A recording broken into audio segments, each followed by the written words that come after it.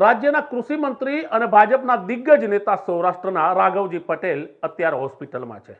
ગઈકાલે તેઓ જામનગરના પસાયા બેરાજ ગામમાં ગાંવ ચલો અભિયાનના એક કાર્યક્રમમાં હતા અને ત્યારે તેમની તબિયત લથડી હતી।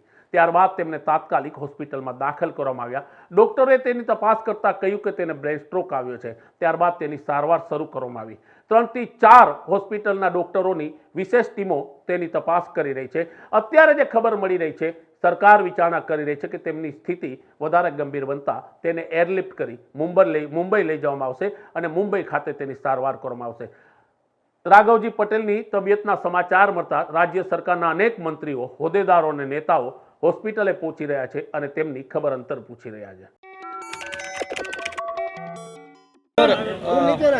સમગ્ર સૌરાષ્ટ્ર અને ગુજરાતના લોકો ચિંતિત છે, કેમ કે એક મોટા ખેડૂત આગેવાન, સહકારી આગેવાન, રાજ્ય સરકારના મંત્રી અને જે બ્રેન સ્ટ્રોક આવવાના કારણે હોસ્પિટલમાં દાખલ છે। અત્યારે કેવી પરિસ્થિતિ છે? પરિસ્થિતિ સ્ટેબલ કહી શકાય, કારણ કે એમનું બ્લડ પ્રેશર, ધબકારા બધું સ્ટેબલ છે। મેડિકલ પોઈન્ટ ઓફ વ્યૂ જ હું વાત કરું છું કે આવા કેસની અંદર શરૂઆતના 2 થી 3 દિવસ અમે ખૂબ જ ધ્યાન રાખતા હોઈએ છીએ। બ્લડ પ્રેશરથી માંડી અને બાકીની ઘણી બધી વસ્તુઓ અમે મોનિટર કરતા હોઈએ છીએ અને શરૂઆતના 2 થી 3 દિવસ જો વ્યવસ્થિત નીકળી જાય તો પછી ઘણું જ સારું, એટલે કે ફરીથી એક નોર્મલ માણસ જેવું આપણે જીવન વ્યતીત કરતા હોઈએ છીએ। આપણે એ જ આશા રાખીએ કે ઝડપથી એ સાજા થઈ જાય। સર, એમને બીજી પણ કોઈ બીમારી છે, બીપી કે? સામાન્ય રીતે તમારો પ્રશ્ન બરોબર છે, પણ ઘણી બધી વસ્તુઓ આપણે આઈ થિંક પબ્લિકમાં ડિક્લેર ન કરતા, સાદી ભાષામાં વાત કરીએ તો ઉંમરના હિસાબે જે બ્લડ પ્રેશર, ડાયાબિટીસ હોય છે એ છે, એમની દવા પણ લે છે એ રેગ્યુલર। હાલની પરિસ્થિતિ સર શું છે? હાલની પરિસ્થિતિ સ્ટેબલ છે। Thank you. કારણ કે એમનું બ્લડ પ્રેશર, ધબકારા બધું સ્ટેબલ છે। મેડિકલ પોઈન્ટ ઓફ વ્યૂ જ હું વાત કરું છું કે આવા કેસની અંદર શરૂઆતના 2 થી 3 દિવસ અમે ખૂબ જ ધ્યાન રાખતા હોઈએ છીએ। બ્લડ પ્રેશરથી માંડી અને બાકીની ઘણી બધી વસ્તુઓ અમે મોનિટર કરતા હોઈએ છીએ અને શરૂઆતના 2 થી 3 દિવસ જો વ્યવસ્થિત નીકળી જાય તો પછી ઘણું જ સારું, એટલે કે ફરીથી એક નોર્મલ માણસ જેવું આપણે જીવન વ્યતીત કરતા હોઈએ છીએ। આપણે એ જ આશા રાખીએ કે ઝડપથી સાજા થઈ જાય।